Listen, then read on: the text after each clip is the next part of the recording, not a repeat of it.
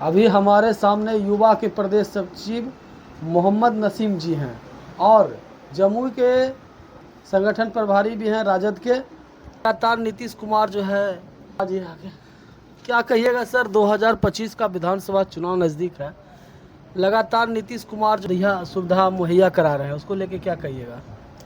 हम तो यही बोलेंगे कि कम से कम मेरे माननीय मुख्यमंत्री आदरणीय नीतीश कुमार जी कम से कम अब चुनाव के समय में तो जगह हैं कि कम से कम जो है जनता मालिक का काम कर रहे हैं। इससे पहले जो 20 साल से वो इस बिहार राज्य का मुख्यमंत्री है, इससे पहले तो वो सोए हुए थे और अब क्यों ऐसा कर रहा है? क्योंकि उसको पता है कि इस बार बिहार की जनता मूड बना ली है, इस बार हमको कोई वोट नहीं देने जा रही है, इसीलिए जो है आप देखते हैं एक से एक प्रलोभन दे रहा है। आप देखें कि हमारे नेता जो बोले कि 2500 रुपया जब हमारी सरकार बनेगी तो माई बहन मान योजना के रूप में 200 यूनिट बिजली फ्री का बात किया, 500 रुपया प्रति माह प्रति गैस सिलेंडर का बात किया, 1500 रुपया वृद्धा और विधवा और विकलांग पेंशन का बात किया हमारे नेता। और नीतीश कुमार जी क्या किए? तुरंत जो है अभी उनकी सरकार है वो 1100 रुपया कर दिए, क्योंकि वो कॉपीराइट है, उसको अपना कुछ काम नहीं है, क्योंकि जो हमारा नेता घोषणा करता है वो उसके पीछे पीछे चलता है। आज नीतीश कुमार जी जो है पिछलग्गू हो गए हैं, हमारा नेता जो घोषणा करता है उसके वो पीछे पीछे उस काम को कर रहा है। फिर भी आज हम बोलते हैं बिहार की जनता का मन बदल गया है। इस बार जो है 20 साल की खटारा सरकार को इस बार जो है बिहार की जनता उखाड़ के फेंकने का काम करेगी। नीतीश कुमार तो मदरसा को तकनीकी ढंग से बनाने का काम किए हैं, लगातार देखा जाता है उर्दू टीचर की बहाली हुई है और लगातार आप देख रहे हैं कि बिहार में नीतीश कुमार किस प्रकार से कह रहे हैं रोड का जाल बिछा दिए हैं। आप देखिए जिस समय नीतीश कुमार जी बिहार के मुस्लिम के लिए काम किए, आज तभी वो बिहार के मुख्यमंत्री हैं, बिहार का मुस्लिम उसको वोट दिया। मगर इस बार जब वक्फ बोर्ड में जो है वक्फ बोर्ड का जो कानून बना उसमें जो है नीतीश कुमार जी जो है नरेंद्र मोदी जी का खुल के साथ दिया और देने के बाद में उसका केंद्रीय मंत्री ललन जी क्या बोले कि बिहार के मुसलमानों का वोट नहीं चाहिए।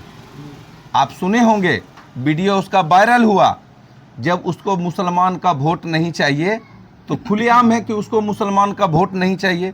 उसको जो है उसका जो पहले जो बिहार में वो लेके चलते थे सबको, आज वो स्थिति में नहीं है। आज आप देख रहे हैं कि मुस्लिम के हक अधिकार की बात जो है मोहम्मद ओवैसी साहब भी करते हैं हक अधिकार के लिए, उनकी भी पार्टी अलग चुनाव लड़ेगी, तो क्या रणनीति रहेगी सर?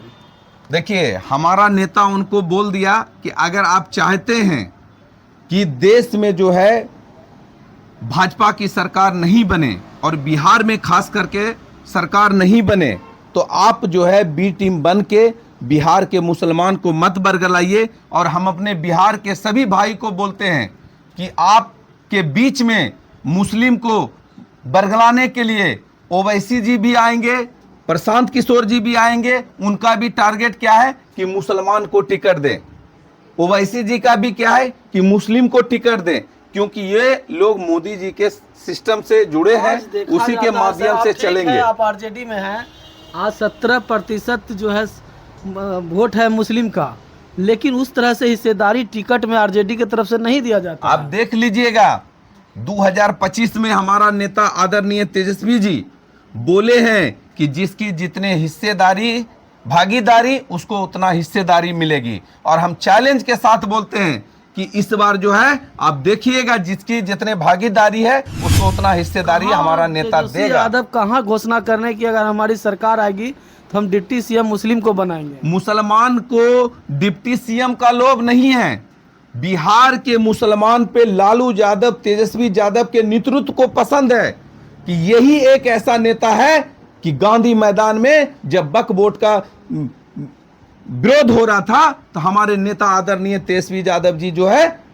गांधी मैदान में जाके बोला कि कोई मुसलमान भाई को कोई भी दिक्कत होगा तो हम लोग उसके साथ में खड़े रहेंगे और वक्फ बोर्ड जो है लागू नहीं होने देंगे। दूसरा चीज, अब जिस समय एक भाजपा का विधायक बोला था कि हिंदुस्तान से मुसलमान का वोटिंग राइट छीन लिया जाएगा, और उस समय जो है मंत्री थे कौन, शहनवाज हुसैन, और उसी विधानसभा में बैठे हुए थे, और हमारा नेता बोला था तेजस्वी यादव जी कि किसी की माई के दम में पैदा नहीं किया हुआ ऐसा बेटा जो बिहार के या देश के मुसलमान को वोट देने का अधिकार छीन लेगा। और भाजपा का मंत्री शहनवाज हुसैन जी बैठे रह गए और वो कुछ नहीं बोले। अगर मुसलमान का बात करते तो शहनवाज हुसैन जी को बोलना चाहिए कि मुसलमान क्या यहाँ किराया का टट्टू है, क्योंकि सबका अधिकार बराबर है इस देश में। जितना हमारे हिंदू भाई का हक है उतना मोहम्मदन भाई का हक है, सिख का है, दलित का है, अति पिछड़ा का है, सबको मिला के ये हमारा हिंदुस्तान बना है, किसी एक आदमी का हिंदुस्तान नहीं है। और आज आप देखिए मुसलमान को लोग बोलता है कि मुसलमान सिर्फ पंचड़ बनाता है। आज पंजाब में देखिए जिस ढंग से आपदा आया है पंजाब में, सारा मुसलमान भाई मस्जिद में, मदरसा में, गांव में ऐलान करके ज्यादा से ज्यादा पैसा चंदा करके जहां आपदा पड़ी है वहां पे सारा लोग को पंजाबी को मदद कर रहा है। क्यों? कि मुसलमान इस देश का सच्चा मुसलमान हिंदुस्तानी है और वो अपने देश को सबसे पहले मानता है कि हम पहले हिंदुस्तानी हैं, तब हम हिंदू और मुसलमान हैं। लगातार महागठबंधन में जो है अलग लड़ रहे हैं, आम आदमी पार्टी भी बिहार में एंट्री हो गई है, और इसी सब संगठन में इन लोग को क्यों नहीं जोड़ा जा रहा है? आप देखिए कि हमारी पार्टी में बहुत सारा लोग है, बहुत सारी पार्टी है, 2 पार्टी फिर आप जुड़ी है, और बहुत सारा पार्टी को आप जोड़िएगा, और उनका डिमांड भी होता है कि हमको 20 सीट चाहिए, 30 सीट चाहिए, 50 सीट चाहिए। अभी हमारे ओवैसी जी को जोड़ने बोलेगा कि आप संगठन में आइए तो बोलेगा कि हमको 50 सीट चाहिए। तो संगठन में और भी लोग हैं, सबको भी सीट चाहिए ना। अगर वो बोले कि कम से कम सीट में जो सीट आप दीजिएगा हम तैयार हैं, तो पार्टी विचार करेगी। मगर सीट का डिमांड करेगा हमको 50 सीट चाहिए 18% के हिसाब से। एक आईपी गुप्ता की भी पार्टी है, वो भी आरक्षण की बात कर रही है, ताती पान समाज ताती तत्व, वो भी अकेली लड़ने जा रही है। अब हर जगह 243 में लमसम सीट पर लड़ेगी। लगातार उनकी भी लड़ने की घोषणा होगी आईपी गुप्ता की। उधर से आप देख रहे हैं कि लगातार मुकेश सहनी भी आरक्षण की बात करते हैं।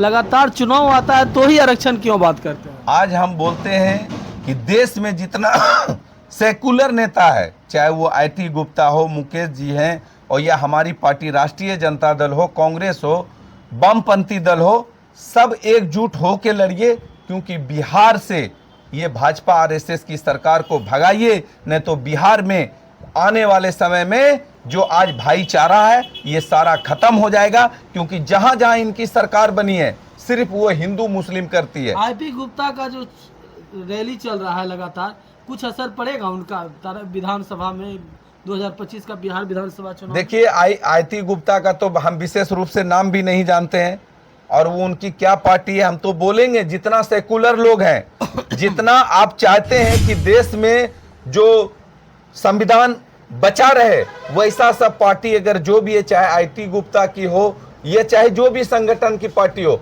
सभी को आप लोग मिलजुल के जो है वो संगठन बना के जिसको जितना सीट मिलता है, जिस पार्टी जिस योग्य है, मिल के चुनाव लड़िए। और ये आरएसएस और भाजपा की नीतीश कुमार की पलटू चचा की सरकार को 25 में विदा करिए, और एक युवा चेहरा को मौका दीजिए जो हर एक माँ बहन के लिए 12 बजे दिन हो 12 बजे रात हो खड़ा होगा दुख सुख में, वैसा लोग को मौका दीजिए। क्योंकि 20 साल की ये खटारा सरकार हो गई है। 10 साल 15 साल में तो लोग मोटरसाइकिल रोड पे नहीं चलाता है भाई, तो 20 साल में हमारा नीतीश कुमार जी कैसे सरकार चला रहे हैं?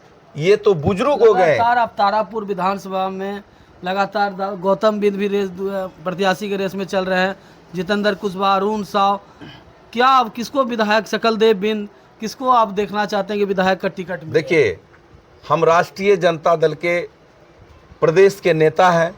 हमारा शीर्ष नेतृत्व जिसके लिए फैसला करेगा, जिसको चुनाव टिकट दे के भेजेगा, हम लोग उसको सपोर्ट करेंगे, साथ देंगे। मगर अपने नेता से मेरा आग्रह है कि आप समीक्षा करिए कि तारापुर में कौन लोकल है, कौन गरीब के दुख सुख में रहता है, कौन 12 बजे रात में जनता मालिक के बीच में रहता है, वैसे आदमी का चुनाव करके टिकट दीजिए। ऐसा नहीं कि कोई बाहर का कैंडिडेट आ जाए और यहाँ का कार्यकर्ता दुखी मन हो जाए और जनता उस वोट नहीं करे, ऐसा नहीं कीजिए। आप समीक्षा बैठक रखिए और जो नेता जो जनता के बीच में है, काम करता है, वैसे लोग को मौका दीजिए। क्योंकि हमारा नेता भी आप देख रहे हैं कि हम भी क्षेत्र में हैं, हम भी कहीं से तैयारी कर रहे हैं, हमारा नेता आश्वासन दिया, हम भी लगे हुए हैं। तो आप तो देखे कि सुल्तानगंज में बाढ़ पीड़ित का दौरा कर रहे थे। देखिए, बाढ़ आपदा के समय में हम आज नहीं कि हम चुनाव लड़ने वाले हैं, ये लड़ना चाहते हैं, तभी हम सुल्तानगंज विधानसभा में जनता के बीच में हैं। आप मेरा इससे पहले भी 2013 का, 23 का, 22 का भी आप मेरा उठा के देखिएगा फेसबुक, तो आपको लगेगा कि हमेशा बाढ़ में जनता मालिक के बीच में हमने रहते हैं और तैयारी भी कर रहे हैं और जनता के बीच में जा रहे हैं। जनता का मन भी है कि वैसा युवा लोग को मौका मिले। और आप देखते होंगे कि सुल्तानगंज विधानसभा में मैं मुस्लिम पहला प्रत्याशी हूं, बाकी सभी जात का लोग वहां पे चुनाव लड़ चुका है। इस बार जो है पार्टी हमको आश्वासन दिया है, हम भी तैयारी कर रहे हैं।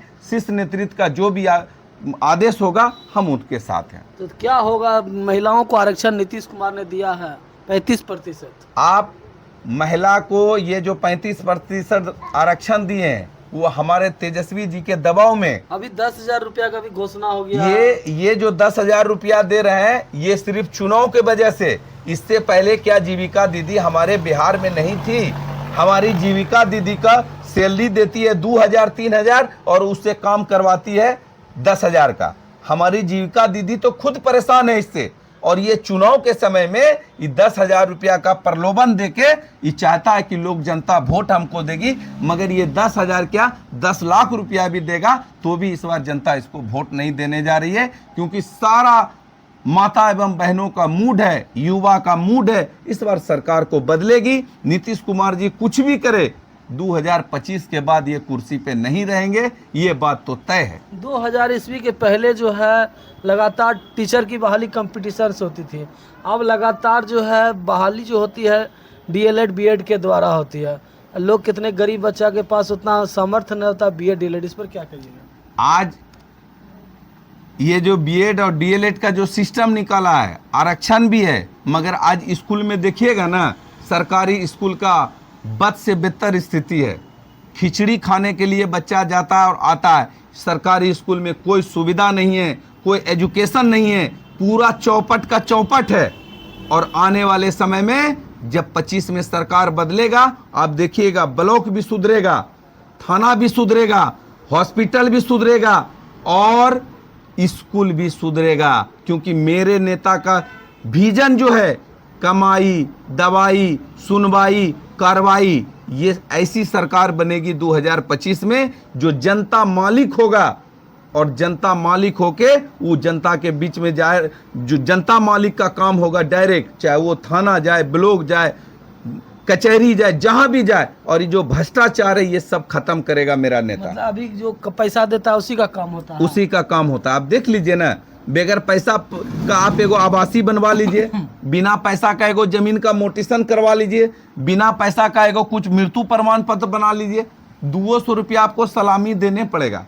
और नहीं दीजिएगा तो इतना चक्कर लगवावेगा कि आप 4 दिन गरीब आदमी काम छोड़ के क्या करिएगा, मजबूरी में आप दे दीजिएगा। इसलिए भ्रष्टाचार चरम सीमा पे है। क्यों कि आज नीतीश कुमार का राज ये अवसरवादी राज है। अफसर बोलता है जाइए न, जहाँ जाना है, क्या कर लेगा? गरीब जनता कहाँ जाएगा? कोई सुनने वाला नहीं है। जनता परेशान है, इसलिए कि जनता इस बार सरकार बदलेगी। इसलिए सभी लोग नेता बनना चाहते हैं। अब नेता बनते हैं तो बड़े बड़े स्कूलों में बाल बच्चा को पढ़ाते हैं और गरीब के बाल बच्चा खिचड़ी वाले स्कूल में पढ़ते हैं। आज आप ऐसा बात बोल रहे हैं, आप मेरे घर में जांच कर लीजिए, मेरे पास में मोटरसाइकिल, मारुति कार सब है, मगर मेरा बच्चा को हम अपने समाज के लिए, प्रेरणा के लिए सरकारी स्कूल में भी एडमिशन कराए हुए। क्यों? क्या हमको प्राइवेट स्कूल में पढ़ाने का नहीं है? मगर कम से कम मेरे समाज में जो गरीब है उसको ये नहीं लगे कि नेताजी का बेटा सरकारी स्कूल में क्यों पढ़ रहा है, प्राइवेट स्कूल में क्यों पढ़ रहा है। क्योंकि अब हमारा बेटा जब पढ़ता है तो हम कम से कम टीचर का खोज खबर रखते हैं, तो कम से कम मेरे वजह से कुछ लोग का भी भला हो रहा है, क्योंकि मेरा बच्चा पढ़ रहा है। अगर मेरा बच्चा नहीं पढ़ेगा उस स्कूल में, तो उस स्कूल में जो गरीब आदमी है उसका खबर लेने वाला कोई है आज के डेट में? नहीं है। ये सोच के आज मेरी बच्ची मेरा बच्चा सब सरकारी स्कूल में पढ़ रहा है, प्राइवेट स्कूल में भी पढ़ा सकते हैं, मगर हम नहीं पढ़ा रहे हैं। फोटो लालू यादव का लगाया, राबड़ी देवी लगा, इसका लगाने का क्या मकसद है? देखिए, ये हमारे राष्ट्रीय अध्यक्ष हैं आदरणीय लालू प्रसाद यादव जी, और हमारी राबड़ी माता जो पूर्व बिहार की मुख्यमंत्री है, जो कि इसका इतिहास है कि बिहार में जब अति पिछड़ा दलित अल्पसंख्यक के साथ में अन्याय होता था तो हमारा नेता वैसे समय में आप देखते होंगे कि डोम, चमार, मुसहर, तांती, पासवान, ठाकुर सबके मुंह में आवाज देने का काम किया। और हमारा नेता भीमराव अंबेडकर जी जो संविधान लिखे थे, वो संविधान को हमारा नेता बिहार में लागू कराने का काम किया। पहले आज से 25 साल पहले चले जाइए, बड़ा लोग जो होता था ब्राह्मण, राजपूत, भूमियार, गरीब आदमी वहां पे से चप्पल पहन के नहीं गुजरता था। आज हमारा नेता आदरणीय लालू प्रसाद यादव जी साथ में बैठने का अधिकार दिलाया, और ये बिहार में जो छुआछूत होता था, गरीबी अमीरी का, जातिवाद का, हमारा नेता इसको खत्म करने का काम किया। आप देखिएगा, पूरा अति पिछड़ा दलित अल्पसंख्यक गांव में जाइए तो आज भी लालू जी को जो है गरीब का मसीहा अगर कोई है तो वो हमारे नेता आदरणीय लालू प्रसाद यादव जी हैं, दूसरा कोई नहीं है। तो देखिए हमारे सामने युवा के प्रदेश सचिव मोहम्मद नसीम जी हैं, किस प्रकार से तेजस्वी यादव का लगातार बैनर पोस्टर लगाए हुए हैं, और लगातार ऑफिस में लालटेन छाप का झंडा लगा है। लगातार ये भी प्रत्याशी के रूप में सुल्तानगंज में इनका भी चर्चा का विषय बना हुआ है। लगातार ये भी दौरा कर रहे हैं, घूम रहे हैं। अब और क्या होगा 2025 का विधानसभा, इन्होंने अपनी प्रतिक्रिया दी कि किस प्रकार से लालू यादव ने लोगों को, गरीब को मदद करने का काम किया। आप हमारा नेता का इतिहास है, आज गांव में जाइएगा, बूढ़ा बुजुर्ग, अति पिछड़ा, दलित, अल्पसंख्यक, लालू जी जिस समय बीमार पड़े थे पूरा गांव रोता था, क्योंकि उसने वैसा काम किया, क्योंकि वो जात पात को कभी नहीं देखा, किसी भी गरीब के द्वारी पे बैठ जाते थे, और मुख्यमंत्री रहते हुए भी पटना के लिए क्या पूरे देश के लिए, बिहार के लिए वो विकास करने का, जिस समय वो रेल मंत्री थे टिकट का दाम घटता था, मगर आज देखिए टिकट का दाम बढ़ रहा है। आज जितना रेल मंत्री बनता है सब उस पर बढ़ाता है टिकट का रेट, और पहला मुख्यमंत्री थे रेल मंत्री हमारे नेता, जो कि वो टिकट का दाम घटाया था। इसलिए हमारा नेता जो कर दिए वो दूसरा संभव नहीं है। लालू जी थे, आज लालू जी जब से नहीं है, नहीं तो कोई थाना जाते थे, ब्लॉक जाते थे, किसी अफसर का इतना दम नहीं होता था कि घूस ले लेते। लालू जी के समय में तो गरीब को टिकट मिलता था, जमीन पर जो है भगवतिया देवी को टिकट मिला, लेकिन अभी नहीं देखने को मिलता है। जिसके पास समर्थवान उसी को टिकट मिलता है। ऐसा कुछ नहीं है। हमारा नेता, आपका टिकट कंफर्म है? मेरा टिकट कंफर्म किसी का भी नहीं है, मगर नेता देख रहा है, समीक्षा कर रहा है कि किस आदमी को कहां से चुनाव लड़ाया जाए। अगर हमारे नेता के नजर में लगेगा कि नसीम जो है सक्षम है, सुल्तानगंज विधानसभा से चुनाव निकाल सकता है, तो जरूर हमारा नेता टिकट हमको देगा। हमको नेता आश्वासन दिया है। अब तभी तो हम देखेंगे 50,000 कैलेंडर पूरा सुल्तानगंज विधानसभा में बांटे, 1 लाख हम पंपलेट बना के पूरा घर घर जाके देने का काम किए। तो नेता हमको आश्वासन दिया है, नेता जो फैसला लेगा, कोर कमेटी का बैठक होगा, नेता के फैसला के साथ है। नेता हमको जो आदेश दिया कि जाइए क्षेत्र में रहिए, हम क्षेत्र में घूम रहे हैं जनता मालिक के बीच में। आप देखे होंगे हमेशा क्षेत्र में रहते हैं। जनता बाकी टिकट का बात है तो टिकट मेरा नेता खुद डिसीजन देगा कि अच्छा, आपका सरकार आएगा तो रोजगार मिलेगा, फैक्ट्री लगेगी। आप देखिएगा कि जब मेरा नेता उप मुख्यमंत्री था तो यहाँ 50 लाख करोड़ का जो है फैक्ट्री लगाने का काम कर रहा था, जो कि 17 महीना में मेरा नेता का सरकार गिरा दिया। ये हमारे पलटू चचा, आप देख लीजिएगा। और आपके चैनल के माध्यम से हम बोल रहे हैं बिहार के सभी लोगों को कि अगर तेजस्वी जी युवा है, इसका काम करने का सोच है, इसका मिशन है कि ये बिहार को बदलना चाहते हैं। आप अगर 25 में इनकी सरकार बनेगी तो आप देखिएगा बिहार में कल कारखाना, फैक्ट्री, सारा कुछ होगा और बिहार का युवा, बिहार का जनता खुशहाल होगा। तो देखिए कहे कि हमारे शीर्ष नेता का जो आदेश आएगा वही हम लोग मानने देंगे। चलिए इसी बात से मैं भारत की आवाज़ से अमित राहुल अपने बातों को विराम देते। जय हिंद जय भारत। ऑफ कर दो, ऑफ कर दो, ऑफ कर दो।